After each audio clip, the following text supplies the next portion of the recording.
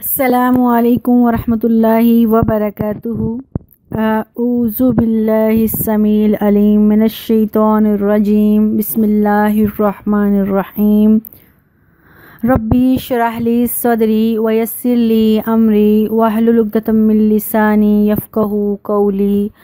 اللہم رب زدنی علما، اللہم فقہنا فی الدین، اللہم انی اسألک علما نافعا وعملا متقبلا ورزقا طیبا، اللہم اجعل ھذا القرآن ربیع قلبی ونور صدری وجلاء حزنی وذھب ہمی۔ رضیت باللہ ربا وبالاسلام دینا وبمحمد النبی صلی اللہ علیہ وآلہ وسلم۔ پارہ نمبر 4 ہے، آیت سورت نمبر ہے آل عمران، سورہ آل عمران ہے، نمبر اس کا 3 ہے، پارہ کا نمبر 4 ہے، اور آیت 110 سے انشاءاللہ ہم پڑھنے لگے ہیں۔ کنتم خیر امت اخرجت للناس، تم بہترین امت ہو جو نکالی گئی ہو لوگوں کے لیے۔ تأمرون بالمعروف، تم لوگوں کو نیکی کا حکم دیتے ہو، وتنہون عن المنکر، اور تم لوگوں کو برائی سے روکتے ہو، وتؤمنون باللہ، اور تم اللہ پر ایمان لاتے ہو۔ مسلمانوں کو کہا گیا ہے کہ سب سے بہترین قوم اس دنیا میں وہی ہے جو خود اصلاح اور ہدایت کے راستے پر ہے۔ وہ گھر سے نکل کھڑی ہوتی ہے لوگوں کو سمجھانے کے لیے کہ ہدایت کا راستہ کون سا ہے، اچھائیوں کا راستہ کون سا ہے اور برائیوں کا راستہ کون سا ہے، اور وہ خود اللہ پر ایمان لاتے ہیں۔ امت مسلمہ کا سب سے بڑا فریضہ یہی ہے کہ وہ لوگوں کو برے کاموں سے روکیں اور اچھے کاموں کی طرف ہدایت دیں۔ چنانچہ اس آیت میں یہ وضاحت ہے کہ اے مسلمانوں، تم بہترین امت ہو، اور صرف اس لیے ہو کہ تم برے کاموں سے لوگوں کو روک رہی ہو اور اچھے کاموں کی طرف لوگوں کو لے کر جا رہی ہو۔ یعنی کسی امت کے بہترین ہونے کا ثبوت یہ ہے کہ سب سے پہلے وہ خود اچھے کام کرتے ہیں، وہ اللہ پر ایمان لائیں۔ برے کاموں سے مراد کفر، شرک، بدعت، غلط قسم کی رسومات، فسق و فجور، ہر قسم کی بد اخلاقی، بے حیائی اور جو نامعقول باتیں معاشرے میں ہوتی ہیں اس کو روکنا۔ یہ فرداً ہر مسلمان پر یہ ذمہ داری عائد ہوتی ہے۔ یہ انفرادی طور پر ہر بندہ انڈیویجولی بھی یہ فریضہ سر انجام دے سکتا ہے جہاں تک اس کا بس چلتا ہے، اور یہ اجتماعی طور پر بھی اصلاح معاشرہ کا جو ذمہ داری ہے اس کو سر انجام دیا جا سکتا ہے، کیونکہ حدیث میں آتا ہے کہ تم میں سے ہر ایک جو ہے وہ بادشاہ ہے اور ہر ایک کے انڈر کوئی نہ کوئی رایا ہے، اور تمہاری مثال ایسی ہے جیسے ایک بادشاہ ہے، اس کے انڈر کوئی رایا ہے، اور اس بادشاہ سے اس کی رایا کے بارے میں، اس کی جو حکومت کے لوگ ہیں اس کے بارے میں پوچھا جائے گا۔ مثلا ایک فادر ہے تو وہ ایک گھر کا سربراہ ہے، بادشاہ ہے، اور گھر کے باقی سارے لوگ اس کے انڈر اس کی رایا ہیں۔ وہ کوئی غلط کام کرتے ہیں تو اس بادشاہ سے پوچھا جائے گا کہ تم اختیار رکھتے تھے، تم نے اس کو روکا کیوں نہیں جہاں تک تم سے استطاعت تھی۔ پھر حدیث میں آتا ہے جب تم برائی دیکھو تو اس کو اپنے ہاتھ سے دور کرنے کی کوشش کرو۔ ہاتھ سے نہیں دور کر سکتے تو پھر زبان سے دور کرنے کی کوشش کرو۔ اگر زبان سے بھی دور کرنے کی طاقت نہیں، اپنے آپ کو کمزور فیل کرتے ہو، تو پھر اپنے دل میں برا جانو، اے اللہ یہ غلط کام کر رہا ہے، یہ کر رہی ہے، اس کو اس کام سے روک لو۔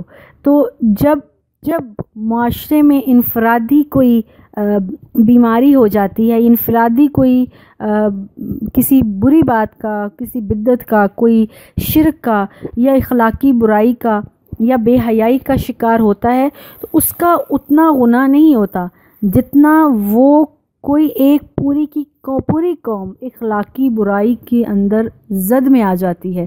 جب پوری کی پوری قوم بے حیائی اور برائی کے کام شروع کر دیتی ہے، پھر یقیناً ایسی قوم کے اوپر اللہ کا عذاب آتا ہے، تباہی اور بربادی آتی ہے۔ اور اس قوم میں اگر کوئی ایک بندہ بھی ہدایت دینے والا نہ ہو، ایک بندہ بھی سمجھانے والا نہ ہو، تو وہ پوری کی پوری بستی تباہ و برباد ہوتی ہے، یہاں تک کہ اس بستی میں سارے ہی غلط راستے پر تھے، لیکن کچھ لوگ اچھے راستے پر تھے، وہ برے اعمال نہیں کر رہے تھے، مگر وہ لوگوں کو عمل بالمعروف و نہی عن المنکر، اچھے کام کا حکم اور برے کام سے روک نہیں رہے تھے، وہ بھی اس کے زمرے میں آئے گا۔ ایک قوم کا واقعہ حدیث میں آتا ہے، جس قوم میں سارے لوگ ہی برائی کر رہے تھے، بے حیائی اور برے کاموں میں پھنسے ہوئے تھے، اور جب ان کے پر عذاب کا فرشتہ نازل کیا گیا، اس نے جا کے اللہ کو کہا، اللہ اس قوم میں کچھ ایسے بندے بھی ہیں جو تیرا نام لینے والے ہیں، تو اللہ نے کہا ان کو بھی ساتھ ڈبو دو۔ کیوں؟ کیونکہ انہوں نے ان کو روکا نہیں تھا، ان کو جہاں تک استطاعت تھی ان کو اچھائی کی تعلیم اور برائی سے منع نہیں کیا تھا۔ اللہ تعالیٰ سے دعا ہے، اللہ تعالیٰ ہمیں بہترین اگر امت بنایا ہے، ساری امتوں سے افضل بنایا ہے، تو ہمیں اس رحمت کا مستحق بھی کر دے کہ ہم امر بالمعروف یعنی اچھے کاموں کی ترغیب لوگوں کو دے سکیں اور برے کاموں سے روک لیں، اور ہم خود بھی صحیح عقیدہ پر ہوں۔ آیت 110 ہی پڑھ رہے ہیں، وَلَوْ آمَنَ أَهْلُ الْكِتَابِ لَكَانَ خَيْرٌ لَهُمْ، اگر اہل کتاب ایمان لے آتے ہیں نا تو بہت اچھی بات ہے۔ مِنْهُمْ مُؤْمِنُونَ، ان میں سے کچھ لوگ اچھے بھی ہیں جو اصلاح کر لیتے ہیں اپنی، جو ایمان میں داخل ہو جاتے ہیں۔ وَأَكْثَرُهُمُ الْفَاسِقُونَ، مگر اکثریت جو اہل کتاب کی ہے وہ غلط راستے پر ہی ہے۔ لَن يَضُرُّكُمْ إِلَّا أَذًى، یہ لوگ معمولی تکلیف پہنچانے کے علاوہ اے نبی آپ کا کوئی نقصان نہیں کر سکتے۔ وَإِن يُقَاتِلُكُمْ، اے نبی اگر آپ ان کے ساتھ جنگ لڑے نا، يُوَلُّوكُمُ الْأَدْبَارَ، یہ دم دبا کر بھاگ جائیں گے۔ ثُمَّ لَا يُنصَرُونَ، پھر انہیں کہیں سے بھی مدد نہیں مل سکتی۔ یہ جو ہے ان یہود کے بارے میں بات ہو رہی ہے جو مدینہ میں تھے۔ مدینہ میں دو بڑے گروہ تھے، اوس اور خزرج، جو یہود کے قبیلے تھے۔ ایک اور قبیلہ تھا یہود کا، بنو قینقاع، تو اللہ کے نبی نے ان کو جلا وطن کر دیا تھا۔ پھر بنو نذیر کو کیا، پھر بنو قریظہ کی باری آئی، وہ قتل کیے گئے۔ ان کی جو عورتیں تھیں اور جو بچے تھے ان کو غلام بنا لیا گیا۔ وہ لوگ جا کے خیبر میں چلے گئے تھے، وہاں پہ جا کر وہ کھیتی باڑی کا کام کرتے تھے، اس سے جو بینیفٹ ملتا تھا اس سے وہ جزیہ دیتے تھے مسلمانوں کو۔ آخر میں حضرت عمر نے انہیں وہاں سے بھی نکال دیا، اور نجران کے عیسائیوں نے تو ویسے ہی اللہ کے نبی کے آگے جو ہے وہ سر جھکا دیا تھا اور جزیہ دینا قبول کر لیا تھا۔ اور غرض ہر میدان میں یہود اور نصارہ اور مشرک اور کافروں کو ذلت ہی اٹھانی پڑی ہے، تو ان کے حق میں یہ بات بالکل اچھی ثابت نہیں ہوئی۔ اگر وہ اسلام لے آتے تو باعزت زندگی گزارتے، مسلمانوں کی طرح ان کے ساتھ بھی حقوق ملتے، ان کو بھی حقوق ملتے، مگر انہوں نے جنگیں کی۔ یہ جو آیت ہم نے 111 میں پڑھا کہ لن یضرکم الا اذن، جنگیں کی، اللہ کے نبی کے خلاف سازشیں کی، اللہ کے نبی کو تکلیف پہنچانے کی کوشش کی، تو اللہ کہہ رہے انہوں نے بہت معمولی تکلیف پہنچانے کے علاوہ مسلمانوں کو کچھ زیادہ بڑا نقصان نہیں کر پائے ہیں، اور اگر کبھی مسلمانوں کے ساتھ ان کی لڑائی ہوتی بھی تھی تو وہ دم دبا کر بھاگ جاتے تھے، وہ آگے سے مقابلہ کرنے کی جرت نہیں کر سکتے تھے۔ ضربت علیہم الذلہ، اللہ تعالیٰ نے ان یہودیوں پر ذلت مسلط کر دی تھی۔ اینما ثقفوا، جہاں کہیں بھی تم ان کو پاتے ہو، الا بحبل من اللہ وحبل من الناس، مگر اللہ کے یا دوسرے لوگوں کی ذمہ داری کے وہ پناہ لے لیتے تھے۔ وباؤوا بغضب من اللہ، وہ اللہ کے غضب کے حقدار ہوئے، جسے ہم سورہ الفاتحہ میں پڑھتے ہیں، مغضوب علیہم، اللہ تعالیٰ نے ان کے اوپر جو ہے وہ اپنی ناراضگی اور غضب کا اظہار کیا ہے۔ وَضُرِبَتْ عَلَيْهِمُ الْمَسْكَنَةُ، اللہ تعالیٰ نے ان کے اوپر غربت اور محتاجی کو مسلط کر دیا تھا۔ عیسائیوں کے اوپر اتنے زیادہ جو سختی نہیں ہے، عیسائیوں کے اوپر ہم دیکھ رہے ہیں ابھی بھی پوری دنیا میں عیسائیوں کا ابھی بھی انفلوئنس ہے، اور حکومت ابھی تک اتنا عیسائی یہودی جو ہے وہ اپنے آپ کو منوا چکے ہیں اب تک۔ تو 1948 تک تو کسی بھی طرح سے یہودیوں کی کوئی حکومت تھی نہیں، یہودیوں کے اوپر اللہ تعالیٰ کی پھٹکار تھی. یہ پھٹکار اس وجہ سے تھے ذالک بأنہم کانوا یکفرون بآیات اللہ، انہوں نے اللہ کی آیات کا مذاق اڑایا، اس کا انکار کیا. ویقتلون انبیاء بغیر حق، بغیر کسی وجہ کے انہوں نے انبیاء کو قتل کیا، بہت سے انبیاء کو قتل کیا. انبیاء کے قتل میں سب سے مین جو مشہور انبیاء ہیں حضرت عیسیٰ ہیں، جن کو انہوں نے اپنی طرف سے کوشش تو کی، اللہ آسمان پر زندہ اٹھا لیا. حضرت یحییٰ ہے، حضرت زکریا ہیں. اس کے علاوہ بہت سے انبیاء انہوں نے بغیر کسی وجہ سے شہید کر دیے تھے، بغیر کسی ریزن کی وجہ سے، بغیر کسی گناہ کی وجہ سے. ذالک بما عصوا، اس وجہ سے کہ وہ حد سے زیادہ بڑے ہوئے تھے. وکانوا یعتدون، وہ نافرمانیاں کرتے تھے اور حد سے زیادہ بڑے ہوئے تھے. یہ ذلت، یہ مسکانت، یہ غربت اور ساری دنیا میں یہ جو یہود کی ذلت اور رسوائی ہے، اس کا سبب بھی یہی ہے کہ انہوں نے اللہ کی نافرمانیاں کی، حد سے زیادہ تجاوز کر گئے، بڑے بڑے جرائم کیے، اللہ کی آیات کا انکار کیا، اللہ کی آیات کو چھپایا، کتاب میں چینجنگز کی، یہاں تک کہ انبیاء کو قتل کیا. اتنی بدبختی اور اس کی انتہا یہ ہوئی کہ اللہ کا غضب ان کے اوپر نازل ہوا، جس کا نتیجہ یہ ہوا ان کے اوپر ذلت، رسوائی، محتاجی ان کا مقدر بن گئی. اور ان کو اس صورتحال سے بچانے والی صرف دو ہی چیزیں تھیں. ایک اللہ تعالیٰ کی پناہ میں آ جانا، جس کا مطلب یہ ہے کہ مسلمان ہو جانا، اور دوسرا کسی مسلمان حکومت میں پناہ لے لینا، یعنی غیر مسلم حکومتوں کے سائے کے تھلے رہنا، یعنی مسلمانوں کے انڈر رہنا. تو ہم یہ بڑا واضح دیکھ رہے ہیں کہ 1948 یعنی 1948 تک یہ جو یہودی ہیں دنیا کی مالدار ترین قوم ہونے کے باوجود در بدر پھرتے رہتے تھے. اور 1948 میں 3 عیسائی حکومتیں تھیں، جو ایک برطانیہ میں، ایک فرانس اور ایک امریکہ میں. ان کی مدد سے ان کو تھوڑا سا مختصر سا حصہ جو اسرائیل کا ہے یہ الگ ایک حکومت مل گئی تھی. اور کئی ممالک تک تو ابھی تک یہودیوں کی حکومت تسلیم نہیں کی گئی. عیسائی حکومتوں نے مسلمانوں سے انتقام کے طور پر مسلمانوں کے درمیان یہ حکومت قائم کی تھی. صرف عیسائیوں نے مسلمان سے انتقام لینے کے لیے یہودیوں کو تھوڑا سا یہ ایک راستہ دے دیا یا جگہ دے دی تھی، وہ بھی اپنے ساتھ ان کو لگانا نہیں تھا، اپنے ساتھ شامل کرنا بالکل بھی نہیں تھا. اور ابھی تک ہم دیکھ رہے ہیں پوری دنیا میں بظاہر یہودیوں کی کوئی حکومت نہیں. اگر ہم صحیح طور پر دیکھیں، یہودی انڈر تو کام کر رہے ہیں، یعنی بیک اینڈ پہ یہودی بہت کام کر رہے ہیں اور یہودی بہت پاورفل بھی ہو گئے ہیں. یوں کہہ لیں کہ ان کی چاپلوسیاں، ان کی سازشیں، ان کی مینٹل جو ایک سازش ہے، مینٹل جو ان کی مینٹالٹی ہے وہ چل رہی ہے عیسائیوں کے پیچھے. لیکن آگے جو ہیں حکومت پر عیسائی ہی ہیں. اور ایک وقت تک ہم دیکھ رہے ہیں کہ جب برصغیر میں 21 کے دور پر میں برصغیر پر بھی ملکہ برطانیہ حکومت کرتی تھی، اور یہاں سے پھر امریکہ تک وہ حکومت کر رہی تھی. اور ملکہ برطانیہ الزبتھ کا یہ دعویٰ ہوا کرتا تھا، وہ کہتی تھی کہ میری سلطنت کا سورج کبھی غروب نہیں ہوتا، طلوع ہی رہتا ہے. تو غروب سچ میں نہیں ہوتا تھا، مشرق سے نکلتا تھا اور مغرب تک جاتا تھا، اور اتنی دیر میں پھر مشرق ہو جاتی تھی مشرق میں. تو اس طرح سے پوری دنیا پہ حکومت عیسائیت کی چل رہی تھی اور تاحال چل رہی ہے. تو یہ پھٹکار، یہ لعنت اور یہ ان کی حکومت ابھی تک نہیں آئی، اور یہ ذلت و رسوائی اس وجہ سے تھی، انہوں نے انبیاء کو قتل کیا بغیر وجہ کے، اور اللہ کی آیات کا انکار کر دیا تھا، اللہ کے نبی کے سامنے بھی ڈٹے رہے، بدتمیزی کی. اور پہلی جب نبی آئے تھے، پہلے جو قومیں آئی تھی ان کے اس دور میں بھی ان لوگوں نے اللہ کے سامنے جو ہے وہ اچھے کام نہیں کیا. اپنے دین میں بھی انہوں نے صحیح کام نہیں کیا، اور نہ ہی اسلام کو صحیح طور پر مانا تھا. لیس السواء، یہ سارے برابر نہیں ہیں، یعنی سارے اہل کتاب برے نہیں ہیں، کچھ اہل کتاب اچھے بھی ہیں.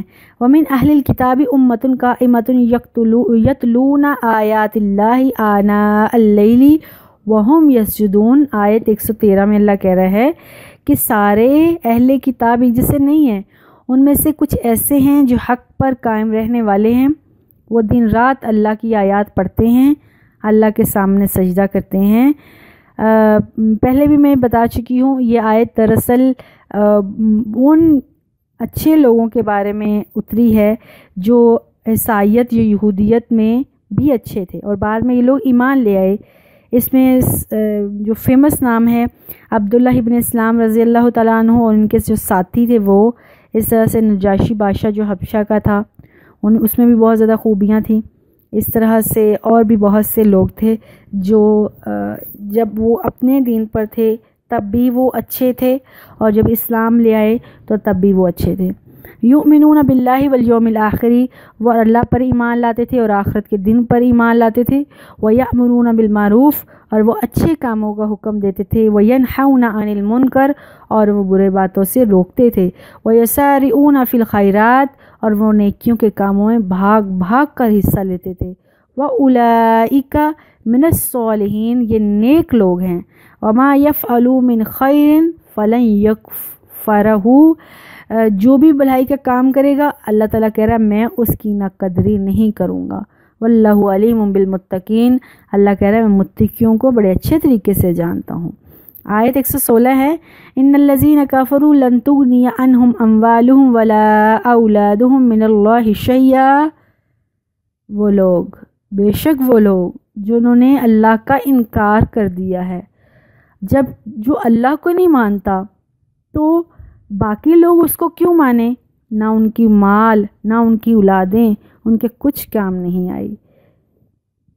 وَأُولَئِكَ أَصْحَابُ النَّارِ هُمْ فِيهَا خَالِدُونَ، یہی لوگ دوزخ والے ہیں اور یہ اس میں ہمیشہ رہیں گے۔ اللہم لا اجعلنا منہم۔ وَمَثَلُ مَا يُنْفِقُونَ فِي هَذِهِ الْحَيَاةِ الدُّنْيَا، یہ جو کافر ہیں جو اپنی دنیاوی زندگی میں کچھ صدقہ وغیرہ خرچ کر بھی لیتے ہیں تو اتنی بد نیتی سے خرچ کرتے ہیں۔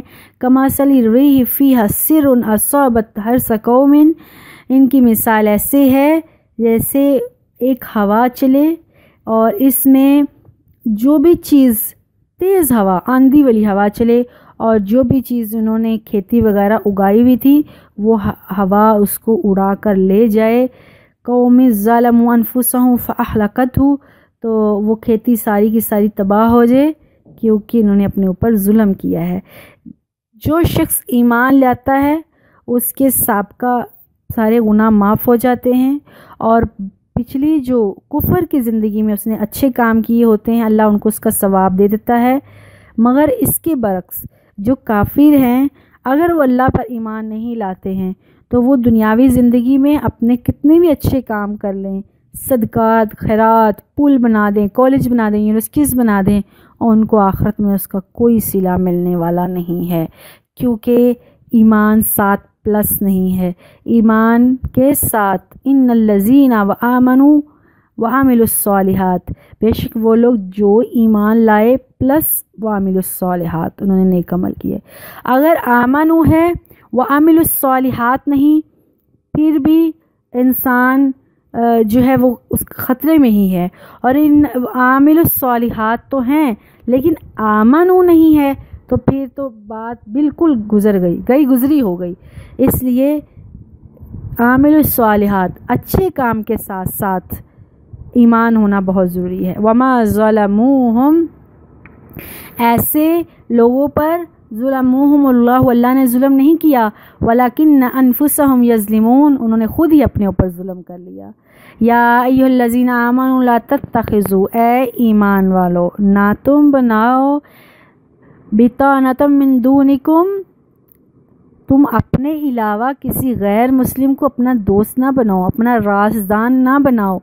لا یلونکم خبالا، وہ تمہیں خراب کرنے میں، ذلیل کرنے میں کوئی کسر نہیں چھوڑیں۔ کسی غیر مسلم کو اپنا رازدان مت بنانا۔ ودوا ما عنتم، وہ چاہتے ہیں تم ہمیشہ مشکل میں پڑے رہو۔ وقد بدت البغضاء من افواہہم، ان کے منہ بھی اب تو منہ بھی بول پڑے ہیں، ان کے منہ سے، ان کے زبان سے بھی ان کی دشمنی کی باتیں نکل آئی ہیں کہ وہ کس حد تک تم سے دشمنی کرتے ہیں۔ وما تخفی صدورہم اکبر، ہاں جو ان کے دلوں میں وہ تو کہیں زیادہ بڑا ہے، دلوں میں ان کے کفر کتنا بڑا ہے وہ تو بہت ہی بڑا ہے، لیکن جتنا منہ سے نکل چکا ہے ان کا کفر تمہارے خلاف وہ تو چھپا ہوا نہیں ہے۔ قد بینا لکم الآیات ان کنتم تعقلون، اللہ کہتا ہے ہم تمہارے اوپر صاف صاف باتیں تمہیں بتا رہے ہیں تاکہ تم کچھ عقل اختیار کر لو، کچھ محتاط ہو جاؤ۔ آیت 119 ہے، ہا انتم اولائی تحبونہم، اے مسلمانوں ذرا دھیان سے ہی بات سنو، تم تو ایسے لوگ ہو جو یہودیوں سے محبت رکھتے ہو، تمہیں تو ہر ایک سے محبت ہے، اور مسلمان اور اسلام عقیدہ ہی اتنا اچھا ہے، دین ہی اتنا اچھا ہے۔ اللہ بار بار کہتا ہے لا نفرق بین احد منہم، مسلمان کسی نبی میں فرق ہی نہیں کرتا، مسلمان کسی یہودی اور عیسائی میں فرق نہیں کرتا، مسلمان کا یہ عقیدہ یہ ہے کہ سارے انبیاء برحق تھے، سارے انبیاء پر جو کتابیں اتری وہ سچی تھیں، مسلمان ہر انبیاء کو مانتا ہے، ان کی کتابوں کو مانتا ہے، بلکہ قرآن تو یہ کہتا ہے جو کسی نبی میں فرق کرتا ہے، جو کسی نبی کی کتاب میں فرق کرتا ہے وہ مسلمان ہی نہیں ہے، مسلمان ہے ہی وہی جو سارے انبیاء کو برحق سچا مانتا ہے، سارے انبیاء کی کتابوں کو سچا مانتا ہے، ان کی تعلیمات کو سچا مانتا ہے، تو یہ تو مسلمان تمہارا ظرف ہے۔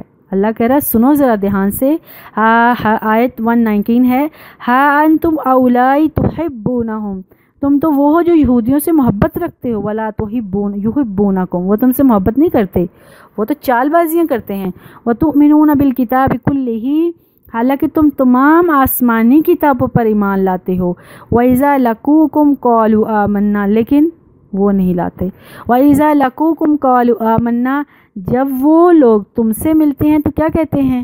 آمنا، ہم ایمان لے کر آ گئے۔